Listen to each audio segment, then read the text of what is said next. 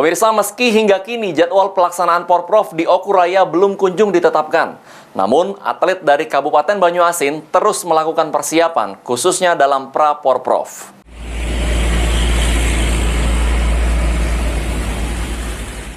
Meski jadwal resmi pelaksanaan Porprov di Oku Raya belum kunjung ditetapkan akibat pandemi COVID-19, namun persiapan mengikuti event atlet terbesar tingkat Provinsi Sumsel terus disiapkan KONI Banyuasin.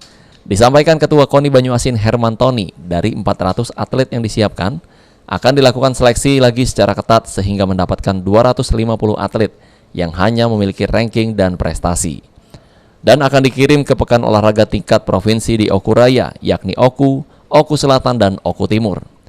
Lebih lanjut, Hermantoni mengaku cukup yakin dengan sejumlah cabang olahraga andalan yang dapat mendongkrak posisi Banyuasin lebih baik pada Porprov mendatang. Sebelumnya pelaksanaan Porprov Oku Raya ini sendiri mengalami kemunduran akibat pandemi COVID-19 dan kini masih menunggu jadwal resmi. Sulaiman, PAL TV.